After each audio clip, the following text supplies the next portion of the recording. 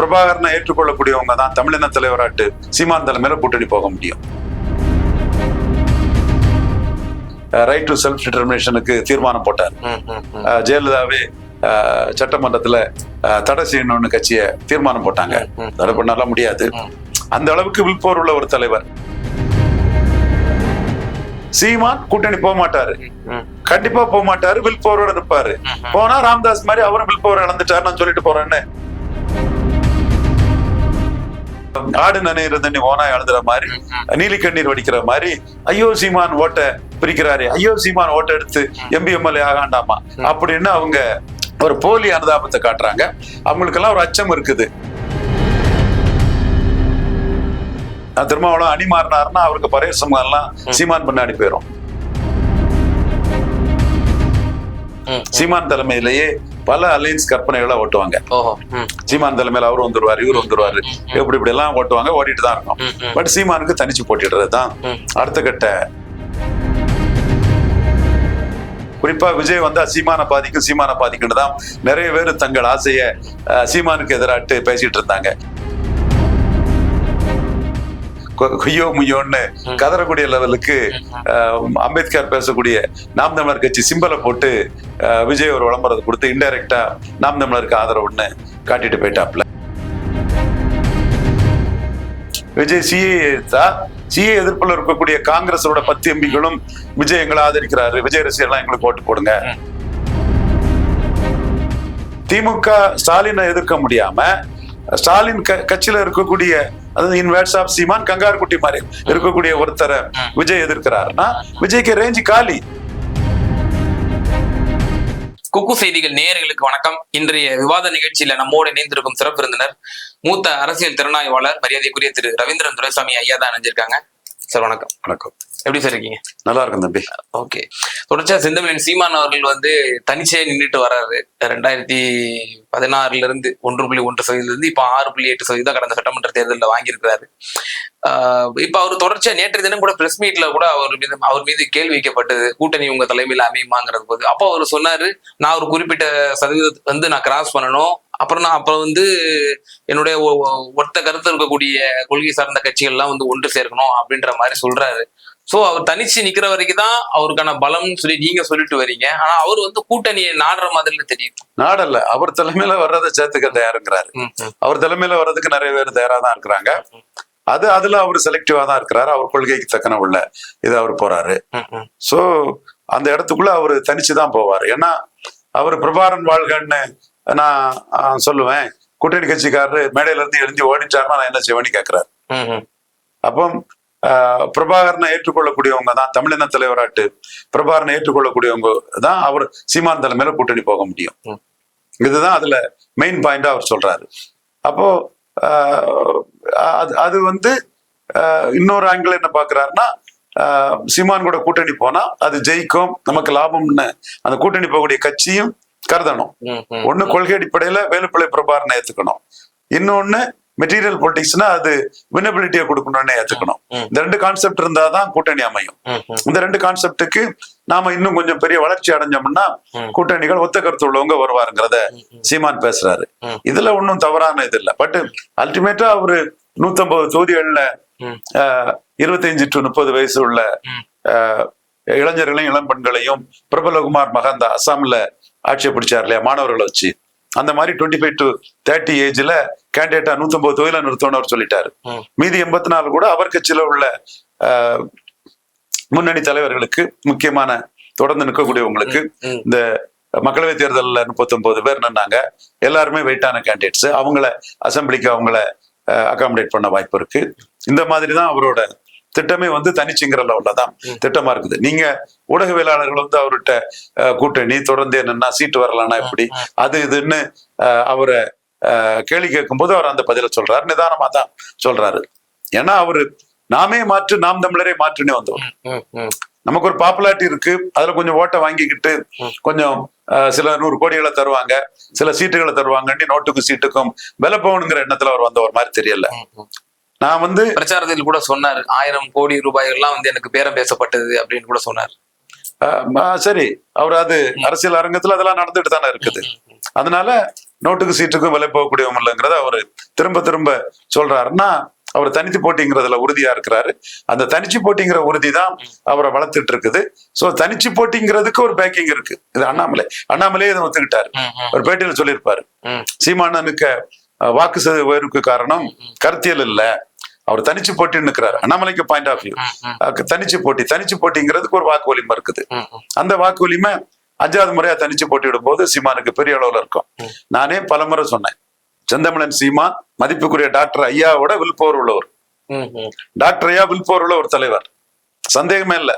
6 வருடமானாலும் 60 வருடமானாலும் LTD ஆதரிப்புன்னு அந்த காலகட்டத்துல சாத்தூர் கூட்டத்துல பேசினார். காலையிலே நம்மகிட்ட அதுல டிஸ்கஸ் பண்ணும்போது சொன்னேன், மிகப்பெரிய சமுதாயத்தின் பிரதிநிதியா இருப்பீங்க, யாரும் இது பண்ண மாட்டாங்க, நீங்க ஸ்ட்ராங்கா பேசினா உங்களுக்கு ஏதாவதுன்னா அந்த சமுதாயமே எல்டிடிக்கு ஆதரவா வன்னியர்களே வந்துருவாங்க. அதனால மத்திய மாநில அரசுகள் நீங்க பேசினா அச்சப்படுவாங்க. இது இன்னைக்குள்ள சூழ்நிலையில வேற எந்த அரசியல் கட்சி தலைவரும் பேசிட மாட்டாங்க, உங்களாலதான் பேச முடியும்னு சொல்லும் போது சாத்தூர் கூட்டத்துல பேசினாரு. 6 வருடம் ஆனாலும் என்ன 60 வருடம் ஆனாலும் என்ன ஆதரிப்புங்கிறத ரொம்ப ஸ்ட்ராங்கா பேசினாரு. மாலை முரசு அன்னைக்கு பரபரப்பா அந்த மாலை பத்திரிகை ஃபுல் டெக்ஸ்டையும் போட்டாங்க. அந்த அளவுக்கு வில்போர் உள்ள ஒரு பெரிய தலைவர் doctor Ramadoss. Right to self determination தீர்மானம் போட்டாரு. போடக்கூடாதுன்னு பன்ருட்டி ராமச்சந்திரன் சொன்னாரு. அது இட் லீட்ஸ் டு செசஷனிசம், பிரிவினைவாதம்னு பன்ருட்டி ஆர்கியூ பண்ணாரு. இல்ல, சுயநிர்ணய உரிமை கோருதல் பிரிவினைவாதம் அல்லங்கிறத நெல்லிக்குப்பம் கிருஷ்ணமூர்த்தி இறந்து போனாருன்னு நினைக்கிறேன், அவரு ஆர்கியூ பண்ணாரு.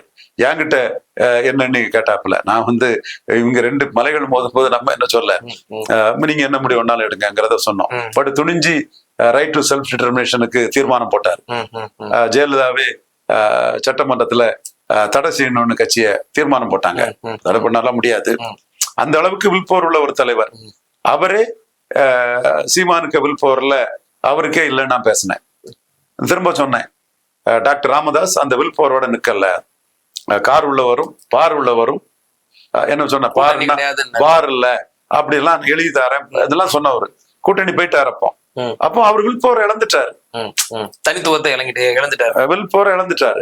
சீமான் கூட்டணி போக மாட்டாரு, கண்டிப்பா போக மாட்டாரு, வில்போரோட நிப்பாரு. போனா ராமதாஸ் மாதிரி அவரும் வில்போரை இழந்துட்டாரு நான் சொல்லிட்டு போறேன்னு முன்னாடியே சொல்லியிருக்கேன். மீண்டும் இப்போ சொல்றேன், சீமான் வில்போரோட நிற்பாரு.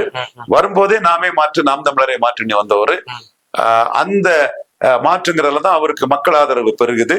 சீன மூங்கில் மாதிரி டப்புன்னு அவரோட நிலைப்பாடு உறுதியா இருக்கிறாருன்னு ஹெவியா பெருகுவதற்கு ஒரு வாய்ப்பு உண்டு. அப்படி பெருகி எங்க நின்னு சாதிச்சிட போறாருன்னு நினைக்கிறவங்க தான் ஆடு நனையிறது தண்ணி ஓனா எழுதுற மாதிரி, நீலி கண்ணீர் வடிக்கிற மாதிரி, ஐயோ சீமான் ஓட்ட பிரிக்கிறாரு, ஐயோ சீமான் ஓட்ட எடுத்து எம்பி எம்எல்ஏ ஆகாண்டாமா அப்படின்னு அவங்க ஒரு போலி அனுதாபத்தை காட்டுறாங்க. அவங்களுக்கெல்லாம் ஒரு அச்சம் இருக்குது. ஆம் ஆத்மி பஞ்சாப்ல சாய்த்த மாதிரி சீமான் சாய்ச்சிருவாரோங்கிற ஒரு அச்சம் இருக்குது. அந்த அச்சத்தின் வெளிப்பாடுதான் சீமான் கூட்டணிக்கு போனாருன்னா அதோட முடக்கி போட்டுடலாம். கூட்டணிக்கு போனாருன்னா 70 சீட்டு வாங்கினாருன்னா 70 சீட்டுக்கான ஒரு தலைவர், அதோட கதை முடிஞ்சது. அந்த இதைத்தான் சீமானுக்கு ஏதோ நல்லது பேசுற மாதிரி சொல்லி நீலி கண்ணீர் வடிக்கக்கூடிய ஓநாய்கள் அதை முயற்சி பண்றாங்க. நம்மளை பொறுத்தளவுல சீமானை கட்சி ஆரம்பிக்கும் போதே கொள்கை வேறுபாடுகள் எக்கச்சக்கம் இருந்தாலும் ஒரு சகோதரனா கட்சி ஆரம்பிக்கும் போதே தெரியும். அப்பவே உறுதியா இருந்தாரு. நாமே மாற்று, நாம் தமிழரே மாற்றுங்கிற அந்த கோஷத்தோட வந்தாரு. மற்றவங்க யாரும் அப்படி வரல. சினிமா பாப்புலாரிட்டி வச்சு ஒரு வாக்கு எடுக்கணும், தொடர்ந்து ஒண்ணு அந்த கட்சியை நடத்திட்டு போவாண்டாம். அந்த வாக்கு ஒரு நல்ல இதுக்கு ஒரு கூட்டணிக்கு போயிடலாம். அவர்கள் இந்துத்துவாவையும் பாரதிய ஜனதா பிரதமர் அவர்களையும் கடுமையா விமர்சனமும் வைக்கிறாருல்ல யாரு, செந்தமிழன் சீமான். அது அவர் உரிமை, அது நாம கருத்து சொல்ல முடியல. அவர் உரிமை, அவர் கட்சிக்கு தக்கன அந்த விமர்சனங்களை அவரு முன்வைக்கிறாரு. திமுக, அண்ணா திமுக, பாஜக, காங்கிரஸ் 4 பேருமே விமர்சிக்கிறாரு. கலைஞர் விமர்சனத்துல கலைஞருக்கு வெற்றிங்கிறது தமிழினத்தின் சாபக்கேடுங்கிறாரு. கலைஞருக்கு வெற்றி சமூக நீதி புரட்சிங்கிறது என் கருத்து. 2009 கலைஞர் ஈழப்பிரச்சனையில பதவி தூக்கி எறிஞ்சிருந்தா மீண்டும் மக்களே அவரை வெற்றி பெற செய்திருப்பாங்க. தப்பு பண்ணிட்டார் கலைஞர், மக்கள் உணர்வை மதிக்கலன்னு அவர் சொல்றாரு. நான் கலைஞர் அதுல வேகமா முடிவெடுத்திருந்தாருன்னா காங்கிரஸ், பாமக, அதிமுக சேர்ந்து வேற ஆட்சி அமைச்சிருப்பாங்க. மத்திய அரசு எதிர்ப்பையும் மாநில அரசு எதிர்ப்பையும் கலைஞர் சந்திக்க நேரிட்டு இருக்கும். அது காங்கிரசும் அதிமுக, பாமகவும் அதிமுகவும் காங்கிரஸ் கூட சேர்ந்து அவங்க ஆட்சி அமைச்சிருப்பாங்கன்னு என் கருத்தை நான் சொல்றேன். எப்படி சீமான் இதுல வந்து 1008 பிரச்சனையில சீமானுக்கு எனக்கும் மாறுபட்ட கருத்து உண்டு. ஆனா தனிச்சு துணிஞ்சு ஒருத்தர் இருக்கிறத நான் பாராட்டுறேன், வாழ்த்துறேன். தொடர்ந்து தனிச்சுதான் இருப்பாருன்னு நான் நம்புறேன். அதே போல சார் திரு அண்ணாமலை அவர்கள் வந்து அரசியல் ரீதியா நம்முடைய முதல்வர் அதே போல ஆளுங்கட்சியை வந்து அவர் விமர்சிக்கலாம். ஆனா அவர் வந்து எதிர்கட்சியா இருக்கக்கூடிய எடப்பாடி பழனிசாமி அதிமுக தான் அவர் வந்து பலவீனப்படுத்தணும், அந்த இடத்த அவர் ரீப்ளேஸ் பண்ணணும்னு சொல்லிட்டு வந்தீங்க. அப்பதான் வந்து ஒரு மாற்றா நம்ம ஆளுங்கட்சிக்கு எதிராக வர முடியும் அப்படின்னு சொல்லியிருந்தீங்க. அந்த பொசிஷன்ல தான் சீமானும் வந்து மூவ் பண்ணிட்டு இருக்காரா, இல்ல அவரு வந்து டைரக்டா ஆளுங்கட்சியை தான் வந்து வீக் பண்ணணும் அப்படி அந்த மூவ் ஃபார்வர்ட் போயிட்டு இருக்காரு? பஞ்சாப்ல காங்கிரஸ் அழிஞ்சதுலதான் ஆம் ஆத்மி மேல வந்தது. அதே மாதிரி அதிமுக அழிஞ்சாதான் தமிழ் தேசியமும் இந்துத்துவாவும் பலம் பெறும். அதனாலதான் அதிமுக திராவிட இயக்கமே அழிச்சிட விட்டுறக்கூடாதுன்னு ஒரு கோஷ்டி மல்லு கட்டிட்டு நிற்கும். ஈவன் திருமாவளவன் அவர்கள்ட்ட தொடர்ச்சி சொல்லிட்டு இருக்காரு, மல்லு கட்டிட்டு நிற்கும். திருமாவளவன் அணி மாறினாருன்னா அவருக்கு பரைய சமூகம் எல்லாம் சீமான் பின்னாடி போயிடும். அது நடக்கும். அது ஏன்னா அணி மாற்றத்தெல்லாம் இப்ப மக்கள் விரும்ப மாட்டாங்க. சந்தர்ப்பவாதம், சுயநலவாதம், பிழைப்புவாதம்னு மக்கள் அதை தூக்கி எரிஞ்சிருவாங்க. அதுவும் சீமானுக்கு ஒரு லாபகரமா இருக்கக்கூடிய ஒண்ணுதான். திருமாவளவன் அணி மாறினா பரையர் சமூகம் சீமான் பின்னாடி போவாங்க. நான் உறுதியா நான் அதை சொல்றேன். அதுதான் நான் 2024 என் கருத்து சொன்னேன். திருமாவளவன் சுதாரிச்சுக்கிட்டாரு, திமுக அணிலே ஸ்டடியா நின்னுட்டாரு. தான் நம்ம அதையும் நாம முன்னிறுத்தணும்.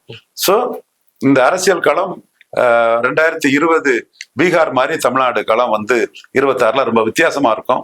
பல பெர்முடேஷன் காம்பினேஷன்ஸ், பல இப்ஸ் அண்ட் பட்ஸ், பல அலையன்ஸ், பல கற்பனை அலையன்ஸ், இதெல்லாம் ஓடிக்கிட்டே இருக்கும். சீமான் தலைமையிலேயே பல அலையன்ஸ் கற்பனைகளை ஓட்டுவாங்க.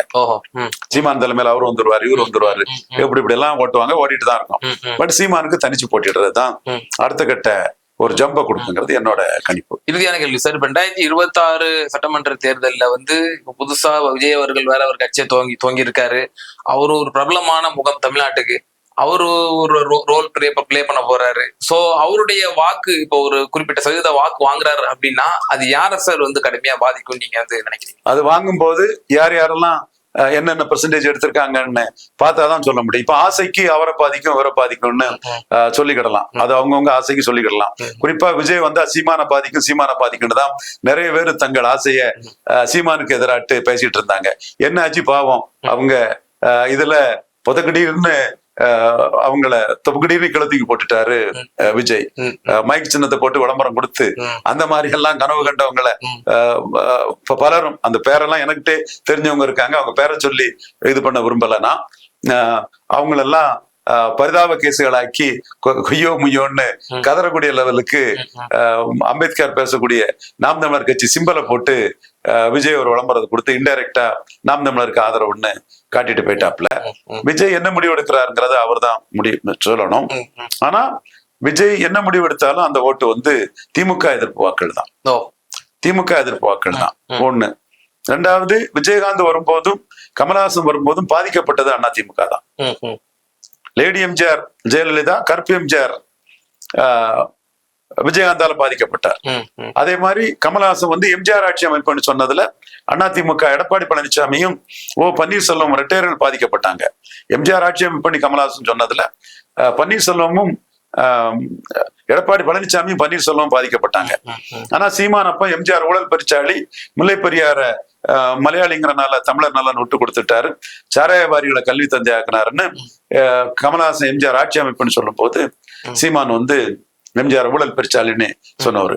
சீமானோட வாக்கு வலிமை எதுல இருக்குது, என்ன சென்டிமெண்ட்ல இருக்குதுன்னு தெரியாதவங்க தான் சீமானை பற்றிய கமெண்ட்ஸ பலரும் சொல்றாங்க. நாம சீமானோட வாக்கு வலிமைங்கிறது எதுல இருக்குங்கிறத நாம தெளிவா புரிஞ்சுக்கிட்டு நாம சீமானை பற்றிய கருத்துக்களை இதுவரை முன் வச்சது எல்லா கருத்துக்களுமே சரியாயிட்டு இருக்குது. விஜயை பொறுத்தளவுல அவர் வந்து கமலஹாசன் விஜயகாந்த் மாதிரி வந்தா அவருக்கு ஒரு வாக்கு வலிமை உண்டு. அந்த வாக்கு வலிமையில பாதிக்கப்படுறது ரெட்டையில தான் பாதிக்கப்படும். ஏன்னா இவரும் சினிமா நடிகர். பாமர மக்கள் அதுல ரெட்டலைக்குன்னு பாமர மக்கள் இருக்காங்க இல்லையா, அந்த ஓட்டுகள் தான் விஜயகாந்த் பாதிச்சது, அதிமுக பாதிப்படை செய்த மாதிரி, கமலஹாசன் அதிமுக பாதிப்படை செய்த மாதிரி விஜயும் வந்து அதிமுகவை தான் பாதிப்படை செய்ய முடியும். இதுதான் பொலிட்டிக்கல் முன்னுதாரணங்கள் அடிப்படையில் நாம சொல்றோம். சீமான் வளருங்கட்சி, விஜய் வரும்போது எப்படி கமலஹாசன் வரும்போது 1.1 இருந்து 3.8க்கு சீமான் வளர்ந்தாரோ அதே மாதிரி விஜய் சென்றிக்கா சீமானை பற்றி வரக்கூடிய செய்திகள் கூட சீமான ஒரு தனித்துவமிக்க தலைவரா நிற்கிறாரு, எந்தெந்த வகையில எல்லாம் என்னென்ன பின்னணியில வந்து சீமான் தனித்துவமா நிற்கிறாருங்கிறது சீமானுக்கு அந்த பப்ளிசிட்டி கூடுதல் வளர்ச்சியை கூட கொடுக்கலாம். என்றாலும் இந்த மைக் சின்னத்தை போட்டு விஜய் விளம்பரம் படுத்தினதே சீமானுக்கு வந்து ஒரு பெரிய பூஸ்ட் தான். அது விஜய மையமா வச்சு சீமான் மேல விமர்சனம் வச்சவங்க எல்லாம் அதோட கவுந்தடிச்சு படுத்துட்டு ஓடிட்டாங்க. அவங்களுக்கே தெரியும், அவங்க மனச்சாட்சிக்கே தெரியும். சோ நாம இதையும் நம்ம சரியான பாதையில தான் சொல்றோம். விஜய்க்கு அவர் உதயநிதி எதிர்ப்புங்கிற ஒரு அரசியல அவரை செய்தி தொடர்பாளர்கள் கையில எடுக்கிறாங்க. அது வந்து விஜய பொசிஷன் பண்றதே ரொம்ப தரம் தாழ்ந்து விஜய பொசிஷன் பண்றாங்க அவங்க. Udhayanidhi at the mercy of Stalin. Udhayanidhi ஒரு ஆள் இல்ல, அவரே ஸ்டாலினுக்கு கருணையில இருக்கிறார். அவரு எடுத்துக்கிட்டீங்கன்னா கனிமொழி, துரைமுருகன், டி.ஆர். பாலு, உதயநிதி, இந்த மாதிரி கட்சியில ஒரு தலைவர். இளைஞர்கள் இருக்கிறாரு, மந்திரியா இருக்கிறாரு. ஸ்டாலினுக்கு மகங்கிறனால அவருக்கு he can do and undo things in DMK. யாருக்கு எம்எல்ஏ டிக்கெட் வாங்கி கொடுக்கறது, எம்எல்ஏ டிக்கெட் வாங்கி கொடுக்கறது, இந்த மாதிரிப்பட்ட இதுல அவருக்கு ஒரு சே இருக்கும். அதனால அதிகார மையத்துல ஒரு முக்கிய ஆளா இருக்காரே தவிர திமுகவின் முகம் வந்து மு.க. ஸ்டாலின் தான். நீங்க பாராளுமன்ற தேர்தலில் பார்த்தோம் இல்லைங்களா, இந்தியாவுல ஸ்டாலின் இந்தியாவை காப்பாத்த ஸ்டாலின் குரல், ஸ்டாலின் மையமா வச்சுதானங்க அது இருந்தது. இந்த தனங்க நான் சொன்னேன் திமுகன்னா Stalin alone can do and undo things in DMK. அப்போ திமுக ஸ்டாலினை எதிர்க்க முடியாம ஸ்டாலின் கட்சியில இருக்கக்கூடிய, அதாவது in words of Seeman, kangaroo குட்டி மாதிரி இருக்கக்கூடிய ஒருத்தரை விஜய் எதிர்க்கிறாருன்னா விஜய்க்கு ரேஞ்சு காலி. பொசிஷன் பண்றதே விஜய சார்ந்தவங்க விஜய ரொம்ப கீழே பொசிஷன் பண்றாங்க. திமுகவோட சபார்டினேட் தலைவரை எதிர்க்கக்கூடிய ஒருத்தருங்கிறது ரொம்ப கீழே பொசிஷன் பண்றாங்க. அதுலயும் காலி பண்ணிட்டாங்க. அடுத்தால மைக் சின்னத்துக்கு விஜய் ஆதரிச்சதுமே சீமானுக்கு சபார்டினேட் மாதிரி அந்த இடமும் பொசிஷன் ஆயிட்டாரு. சோ பொசிஷனிங்ல வந்து 2021 ஐயா CA சந்திரசேகர் சேலஞ்ச் பண்ணேன். அப்படி ஒரு புரிதலற்ற ஒரு உடன் வச்சுட்டு இருந்திருக்காரா விஜய் அவர்கள்? அப்படிதான் இருக்காங்கிற என் கருத்து. அரசியல் தன்னம்பிக்கையற்ற கோழைத்தனமான ஆலோசகர்கள் தான் வச்சிருக்காருன்னு தான் என் கருத்து. அதனாலதான் அரசியல் செய்தி தொடர்பாளர்களும் வன்மமான செய்தி தொடர்பாளர் வச்சிருக்காங்கிறதா என் கருத்து. பட் அவருக்கு இது வந்து சினிமாவுக்கு லாபமா தான் இருக்கு. சினிமாவுக்கு இதுவரை லாபம் தான். நீங்க தலைவா படத்தை தவிர அவர் மோடியை எதிர்த்தது மெர்சலுக்கு லாபம். எல்லா படத்துக்கும் ஒரு 4-5 படத்துக்கு மோடி எதிர்த்தது லாபம். அந்த கிறிஸ்டின் முஸ்லீம் ஆடியன்ஸ் அப்படியே வந்து குவிஞ்சிட்டாங்க. பீஸ்ட் படத்துக்கு முஸ்லீம் சகோதரர்கள் வந்து எதிர்த்துட்டாங்க. இவ்வளவுக்குள்ள வளர்த்து விட்ட விஜய் நமக்கு எதிராக இப்படி பண்ணிட்டாங்கன்னு சாபம் எல்லாம் போட்டாங்க. நீங்க பாத்திருப்பீங்கன்னு நினைக்கிறேன். அதனாலதான் அந்த முஸ்லீம்ஸை திருப்திப்படுத்துறதுக்கு தான் அவரு அரசியல் ரீதியா பண்ணாரோ சினிமா ரீதியா பண்ணாரோ சிஏக்கு எதிர்ப்புன்னு ஒரு அறிக்கை விட்டாரு. அதுல அவருக்கு அந்த சினிமா ஆடியன்ஸ் முஸ்லீம் பீஸ்ட் படத்துல நமக்கு எதிரா குரல் கொடுத்தாங்கிற இதுல அதை டைல்யூட் பண்றதுக்கு சிஏ எதிர்ப்பு பயன்படும்னு நினைச்சிருக்கலாம். இன்னொரு கணக்கு அவரு சிஏ எதிர்ப்புல என்ன போட்டிருப்பாங்கன்னா, ரஜினிகாந்த் அரசியல் கட்சிகள் பெரிய போல்ஸா மதிச்ச மாதிரி அடைக்கலராஜ் எல்லாம் ரஜினிகாந்துக்கு லெட்டரை வச்சு திருச்சி ஃபுல்லா வாக்கு கேட்பாரு. நல மகாராஜன் இப்படி பலரும் ரஜினிகாந்த மையமா வச்சு வாக்கு கேட்கறதும் ரஜினி எங்களை ஆதரிக்கிறாருன்னு சொல்றதும் எங்க பக்கம்தான் ரஜினி இருக்கிறாருன்னு சொல்றதும் வந்து அரசியல் அரங்கத்துக்குள்ள வழக்கம். ரஜினி பொதுவானவர்னு மாற்று கட்சி சொல்றதும் வழக்கம்.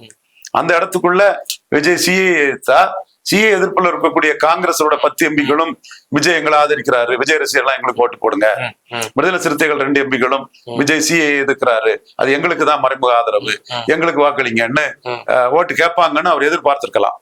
அது நவாஸ்கனி கூட விஜய மதிச்சு கேட்கல. ஏன்னா நீங்க வன்மத்துல உதயநிதிய தாக்கும் போது உதயநிதிக்கு எதிரான ஒரு உருவமாட்டு விஜய் நீங்க பொசிஷன் பண்ணும் போது அதன் மூலமா உங்களுக்கு சினிமாவுக்கு பாப்புலாரிட்டி கிடைச்சிருக்கலாம்.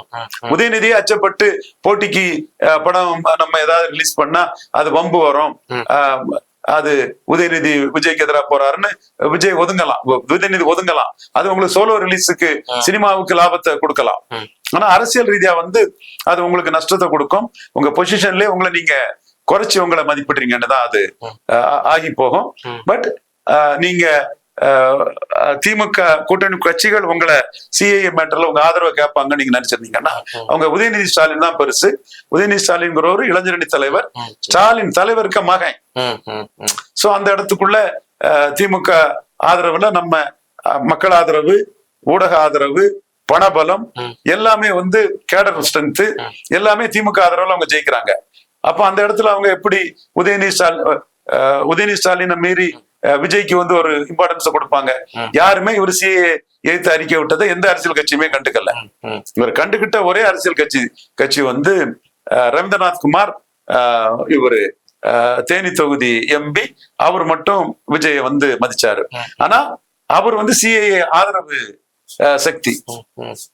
இதனாலதான் பார்த்தாரு விஜய், என்னடா பண்ண 2024 எலெக்ஷன்ல வந்திருக்கலாமே, ரவீந்திரன் துரைசாமி போன்றவங்க எல்லாம் கூப்பிட்டாங்க, வந்து அவங்களுக்கு நல்ல களம், ஸ்டாலினுக்கு போட்டி இல்லாத களம், நீங்களும் வந்து நல்ல வாக்கு வலிமை உங்களுக்கு கிடைக்கும் இந்த களத்துக்குள்ள சொல்லும் போது அவரு வராதது நமக்கு ஒரு இம்பார்ட்டன்ஸே இல்லாம போயிட்ட, சிஏ யாரும் நம்மளை கண்டுக்கலையே, சீண்டலையே அப்படிங்கிற எண்ணத்துல அவரு மைக்கு படத்தை போட்டு சீமானுக்கு இன்டைரக்ட் ஆதரவு கொடுத்து உலகளவில் உள்ள ஈழத்தமிழர்கள் மத்தியிலையும், ஆனா ஈழத்தமிழர்கள் வந்து எச்சரிக்கையோட தான் சொல்றாங்க, அவர் பிழைப்புவாதி விஜய், ஈழ பிரச்சனை நடக்கும் போதே காங்கிரஸ் கிட்ட ராஜ்சபாவும் இளைஞர் காங்கிரஸ் தலைவருக்கும் போய் நின்னவரு, ராகுலை பார்த்தவரு, அவரை முழுமையா நம்ப கூடாது என்றாலும் பிரபாகரனை முன்னிறுத்தக்கூடிய சீமானுக்கு ஒரு ஆதரவு கொடுக்குற மாதிரி மைக்கு போட்டு அவர் விளம்பரம் கொடுத்தது மகிழ்ச்சி தான். அது வந்து வரவேற்கத்தக்கதான்னு சொன்னாலும் கூட விஜய வந்து பிழைப்புவாதிங்கிறத ஈழத்தமிழர்கள்ல இருந்து நம்ம என்கிட்டயே பேசுறாங்க, அவங்களே அந்த கருத்தை என்கிட்ட முன்வைக்கிறாங்க. சோ அவரு மைக் சின்னத்தை போட்டு அவரு விளம்பரம் கொடுத்ததுல 24லயும் அவர் ரோல்ல இருக்கிறது மாதிரி உலக அளவிலையும் இந்திய அளவிலையும் தமிழக அளவிலையும் பேசப்பட்டுட்டாரு. இது வந்து அவரோட சினிமாவுக்கு லாபம், கோட் படத்துக்கு லாபம். சோ அவரோட அரசியல் நகர்வு வந்து டைம் டு லீடு வந்து எப்போ வந்தது, எத்தனை வருஷம் வந்தது டைம் டு லீடு? அது சினிமாவுக்கு தானே. டைம் டு லீடுங்கிறது சினிமாவுக்கு தானே. ஜெயலலிதா உயிரோடு இருக்கும்போது வந்தது இல்ல, அது 2014க்கு முன்ன வந்தது இல்லையா? டைம் டு லீடு போட்டு ஒரு 10 வருஷத்துக்கு மேல ஆகாது இருக்கும். அப்போ 10 வருஷமா டைம் டு லீடு, அப்ப டைம் டு லீடு சினிமாவுக்கு தான். இன்னும் தன்னுடைய இந்த படத்தினுடைய லாபத்துக்காகத்தான் வந்து தப்பு இல்லையே. ஒரு துறையில இருக்கிறவங்க அந்த துறையில இன்வெஸ்ட் பண்ணி அந்த துறையில மேல வர்றதுக்கு உழைக்கிறதுல தப்பு இல்லையா? நான் என்னைக்குமே தப்புன்னு சொல்லலையே, முயற்சி பண்றதுல தப்பே இல்லையே. அது வந்து நியாயமானது, சரியானதான் நான் பாக்குறேன். இப்ப இந்த மைக் விளம்பரத்துல கூட கோட் படத்துக்கு உலக அளவில் உள்ள ஈழத்தமிழர்கள் மத்தியில, உலகத்திலையும் இந்தியாவில் பிறப்பகுதியிலும் வாழக்கூடிய தமிழகத்தில் உள்ள மைக்ரேட் ஆன தமிழர்கள் மத்தியிலையும், நாம் தமிழர் வாக்காளர்கள் அன்று கேடர்ஸ் மத்தியிலையும், நாம் தமிழருக்கு ஆதரவா எண்ணற்ற வலைவலி நடத்தக்கூடிய மத்தியிலையும் இவரு விஜய்க்கு வந்து ஒரு சாப்ட்னஸும் ஒரு ஆதரவும் வருது. அது விஜய்க்கு கோட் படத்துக்கு நிச்சயமா பிளஸ் தான். அரசியல் ரீதியா அவர் அந்த இடத்துக்குள்ள ஏன் இவங்க ஆதரவு கொடுக்காங்கன்னா, சீமானுக்கு சபார்டினேட்டுங்கிற அளவுக்கு வந்துட்டாரு விஜய்ங்கிற மகிழ்ச்சியில அவங்க அந்த ஆதரவை கொடுக்குறாங்க. அது கோட் படத்துக்கு லாபம் தான். ஓகே சார், ரொம்ப நன்றி சார். உங்களுடைய நேரத்தை நல்ல நோக்கம் நிறைவேற வாழ்த்துக்கள். நேயர்களுக்கு மிகுந்த நன்றி. தொடர்ந்து இணைந்திருங்கள் குக்கு செய்திகளுடன்.